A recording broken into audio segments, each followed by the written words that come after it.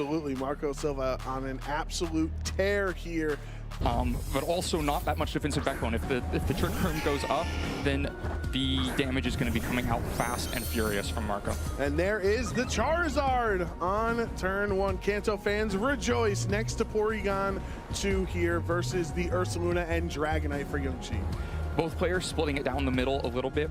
An unusual lead from Marco, the Porygon 2 and the Charizard. We don't see those two together very often, but that's threatening both the Trick Room or quick offense from the Charizard. On the other side, pretty similar. The Ursaluna, probably slower than the Ursaluna on Marco's side, is going to be able to fight back in that Trick Room pretty well. But then you also have the Dragonite that's going to keep Heat Wave from just coming out and doing a lot of damage. You can see immediately Charizard switching in reaction to that. And Incineroar will swap into the Charizard slot here, so no Terrafire overheats yet for now for Marco here in game 1. Dragonite is going to protect, keep itself safe, as well as the Ursaluna, so Junxi playing a very defensive turn here. Wanted to see what potentially that Charizard was going to go for, but doesn't take any damage from this Ice Beam either. Right, an attempt at a very conservative, safe turn, trying to just find out what Charizard locks into, not risk going out on the offense with Dragonite just to take an Ice Beam back. Ends up, because Incineroar switches in and now has Fake Out pressure into 2 Pokemon that protected the previous turn, a little bit of a difficult position. But of course, in the meantime, Ursaluna did get burnt, does have the Guts boost now, but a pretty invaluable Intimidate onto both of these Pokemon. Right, 2 physical attackers on Junxi's end, so the Flame Orb is going to make you do more damage, but it's going to be less because of the Intimidate. And Incineroar, we know one thing that Incineroar is very good at is cycling those Intimidates, especially when you throw parting shots in there. Right, it can just come back off the field, threaten, intimidate against these Pokemon again in the future. You also have to watch out for just things like if the Dragonite gets knocked off, that makes it much more difficult to use Scale Shot in the future. So for now, Dragonite being under the threat of Fake Out, at -1, just opts to switch out, bring Mouse Hold in instead. And Mouse Hold with that Friend Guard going to help this Ursaluna take less damage while it's on the field. The Fake Out goes into Ursaluna's slot though, so no attacks from Junxi here on this turn. Ice Beam goes into Mouse Hold and he gets the freeze. I mean, I guess you'd rather Mouse Hold be frozen than Dragonite take a 4-time super effective Ice Beam and also be frozen, but that's still really tough for Junxi to deal with. Yeah, what at first looked like a pretty safe turn from both sides, no big damage coming out, the Ice Beam landing, kind of diffused into the Mouse Hold, turns into way more significant when that freeze lands. That means that Mouse Hold on the other side can't safely go for Follow Me's, can't try to keep the team safe, but it's also kind of dangerous to switch it because you don't want to put another Pokemon in a bad position. It can kind of a frozen Pokemon can be a worst case scenario compared to even a knocked out Pokemon because of the positional hole it leaves in your team. We'll have to see how Junxi tries to play out of it. For now, just Ursaluna going for another Protect, trying to buy some time. Yeah, 3rd turn of this game, and Ursaluna has still done nothing. Protect, Fake Outed, and then protecting yet again. Mouse Hold is frozen solid. This parting shot will not activate as Ursaluna protects itself, so smart of Junxi to understand Incineroar wanted to swap itself out, potentially into Marco's own Ursaluna in the back as Porygon 2 sets up the Trick Room. Pretty important Protect there. Likely the Ursaluna will now move before the Incineroar could try to get an attack off before getting parting shotted down. Also threatens big damage into the Ursaluna on the other side. And so now we're playing under Trick Room. Mouse Hold, though, still like taking space up on the field without offering much. It's still, you know, Friend Guard doesn't get frozen away. It's still going to make that Ursaluna a little bit more bulky, maybe take an Ice Beam better, but is definitely a problem as long as it's on the field. Yeah, that's a good point, that even if it's not being able to provide any utility with its attacks for Mouse Hold, it's still Friend Guard is helping Ursaluna take less damage. And that will be the Terastallization from Ursaluna on Junxi's end. We saw Marco also locked in the Terra here, so going to be matching Terra Ghost. Incineroar doing that, obviously, so it was no longer weak to ground. Right, doesn't want to just go down to a headlong rush here. Meanwhile, the Ursaluna on the other side doesn't want to take an Ice Beam for super effective damage, so a couple of Terastallizations used, while meanwhile Mouse Hold tries to protect itself or Follow Me, but instead just is frozen solid. Yeah, 2 turns in a row, tries to thaw, but just not able to. There's the Terra Blast into Mouse Hold, brings it down to around It's a very low, almost for the knockout. Headlong rush into Incineroar is not enough thanks to the terrestrialization. Smart Terra for Marco to be able to live that hit. And now thanks to Citrus Berry, he's going to recover up 25% of this Incineroar's HP to get back to 50. Here is the parting shot, lowering Ursaluna's attack yet again and giving Incineroar some pivot into one of his other Pokemon in the back.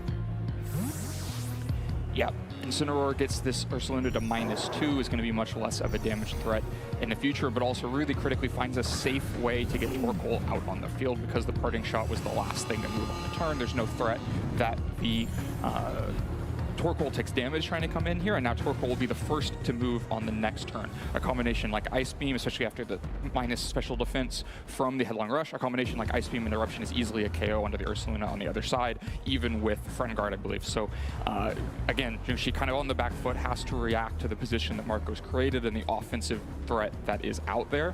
And Household hangs on, but maybe not to a long-term benefit, just continues to occupy space on the field and not be able to move. Ursaluna for Junxi will swap out. There's already been 2 turns of Trick Room, so maybe want to try to preserve it for a different turn in this game.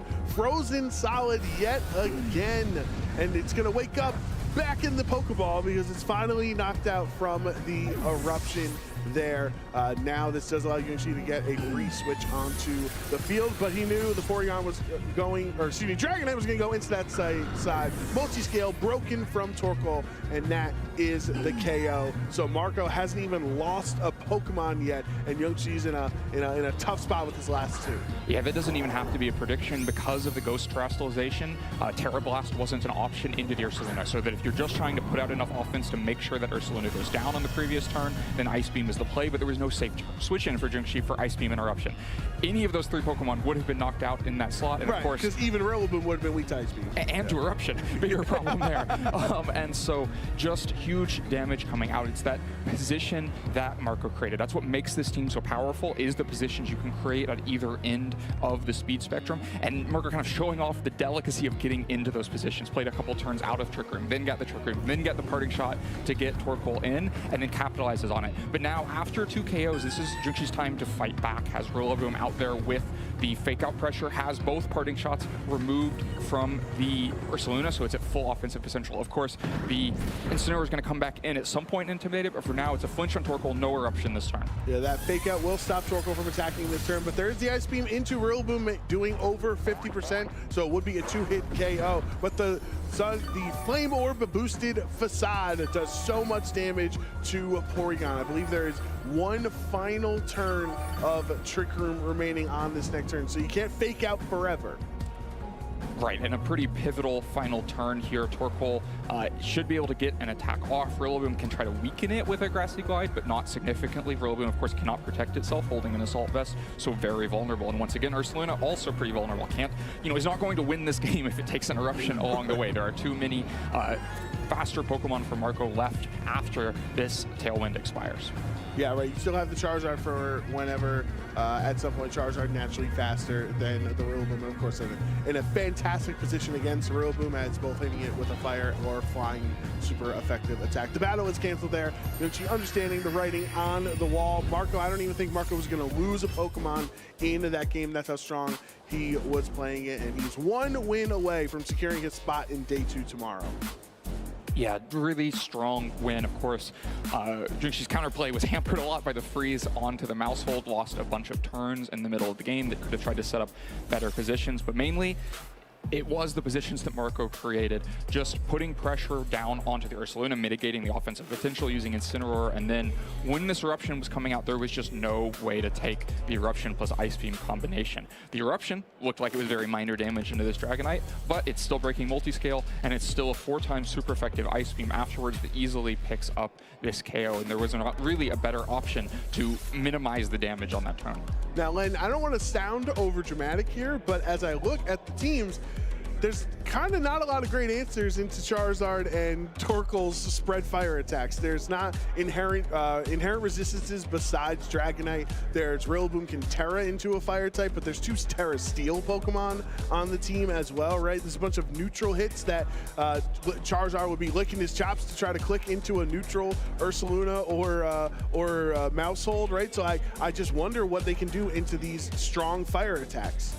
It's going to have to start with some kind of speed advantage. The Dragonite, I think, is the most pivotal tool, not just because it resists fire, threatens Scale Shot for pretty solid damage against a lot of the team, but also because it's the thing with Tailwind, the Tailwind that could try to push Ursaluna up past Marco's speeds, or push the Golden Go up past Marco's speeds. So no surprise to see the Dragonite on the field again, but maybe no surprise for Marco to see the Porygon and Charizard again, because it does a great job of managing this Dragonite. If the Dragonite isn't led, then Charizard is just free to go out on the offense so aggressively because nothing else deals with the Charizard.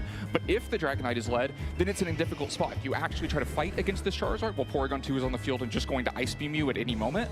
Or do you switch out like happened in Game 1, and then what happens from there? How do you deal with a position when you've lost your own offensive threat because you pulled Dragonite in the back to get rid of Ice Beam? The combination of the two is making life very difficult for Junxi. Marco has locked in quite the crazy play here with Terra Fire Porygon, or excuse me, fighting Porygon 2 immediately starting off this game on turn 1, as well as clicking Trick Room and then the Air Slash into the Annihilate on the other end, who's weak to flying. So he doesn't want to take a close combat. Obviously, that'd be super effective into the slot. This Air Slash is going to bring Annihilate down to like 5% HP, and he gets the flinch. So massive turn for Marco. Annihilate not doing anything this turn. This Scale Shot from Dragonite is going to connect at least 4 times, can have the chance of a 5th. Might need a critical hit on it, or does he just pick it up? No crit means Charizard hangs on. Of course, we don't know what the Annihilate blocked into, but you can see the idea here. If the Annihilate had just gone out on the offense with a fighting move into Porygon 2, then what this play kind of creates is that Trick Room goes up, Dragonite has just sped itself up, so it's now the slowest thing in this Trick Room, and Porygon 2 is kind of free to go after either one of these Pokemon, kind of using the Scale Shot speed boost against Junxi, while also whittling away the Annihilate, so you're threatening a ton of damage back this turn. And now Trick Room is up early, which could also be a problem if Torkoal's in the back and Dragonite goes down quickly. And if Rillaboom and Ursaluna are in the back for Junxi, neither of them want to swap into a potential Ice Beam, right? So it would be super effective onto both of them. So the Ice Beam goes into Dragonite's Protect here on this turn, no damage out.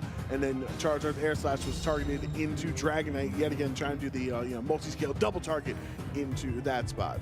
Yeah, really just trying to make sure that it goes down. Of course, that would have given the window for the Annihilate to attack, and if the Annihilate attacks before the Charizard, it can just knock it out and prevent the Air Slash. So maybe a little bit of a prediction there, not just going for an Ice Beam into the Annihilate, but you can also see the prioritization from Marco. Getting rid of that fire resist when you have so many fire attackers is really valuable, even if it risks Charizard going down in the meantime. But now that that card has been played, that's been shown to Junxi on the double protect, we'll have to see if he sticks to the play. But for now, Dragonite just switching out. Junxi also prioritizing it very highly, cannot risk that it just goes down to an Ice Beam and Air Slash double up this turn. Right, both these top-level trainers understand how valuable it is in this matchup. Porygon's Ice Beam with the critical hits into the low health Annihilate, insult to injury for the KO. Air Slash from this Charizard into Golden Go on the switch in is resisted, so it doesn't end up doing too much damage. But I'm sure Golden Go is not going to want to take Charizard's next attack. Well, Charizard's next attack is going to be another Air Slash as long as it has the choice specs and is in on the field, which maybe makes it a valuable Pokemon to have in the back here. Of course, it can also take an Ice Beam, which is really critical because that was the kind of hole that got punched in Junxi's team in the last game. Also, it's the kind of offensive potential if, you know, the momentum in this game was going in a different way and Junxi had the speed advantage that you can imagine a Specs Make It Rain. But because it comes up on the field in Trick Room, we could be moments away from seeing a Torkoal on the field in the future, and the Golden Go really plays poorly into Torkoal. Does not have Protect, may not have anything in the back that can switch into an Eruption, and so Dragonite has to come back out to kind of be able to trade damage here, make it costly to try to get Torkoal out. Yeah, and that with just a few turns left of Trick Room remaining, this Porygon 2 who's usually there as support, right? Set up Trick Room and help those slower Pokemon sweep through the game. The Porygon's really the one that is set up in this position to do some solid damage here. Goldengo cannot Terra out of, I know the Charizard can't use fire right now, but if Torkoal comes in, cannot Terra out of that fire weakness, as Goldengo has Terra Steel as its typing. It does have Power Gem, though, into those fire types. So Ice Beam and the Dragonite doesn't KO because of multi-skill, and of course, because the Dragonite switched out and back in, it will also move before the Charizard, but Charizard gone anyway, because Make It Rain goes first. Right, the Goldengo ended up being slower of all three of them, so Under the Trick Room is going to move first. Charizard done its job in this game for Marco, didn't need to save it for later, and here is the scale shot, but Eviolite Porygon 2 is just so bulky that it's hardly taking any damage from these hits. This is the fourth one, that's guaranteed. Is the fifth one coming in? No! No critical hits either. Means he gets the defense drop, the speed boost while under Trick Room, and no KO. No KO, but Dragonite gets good damage down. The Porygon 2 is a health bar that is very difficult to get through, but by taking the KO onto Charizard, it just creates that opportunity for Torkoal to come in safely and threaten so much damage against these Pokemon. And there's 2 turns of Trick Room left. 1, you might be able to survive, but 2 means that some serious damage is going to land back the other way. Dragonite can only protect through one of those turns. Goldengo cannot protect at all. And so these 2 turns are going to look like a massive advantage for Marco.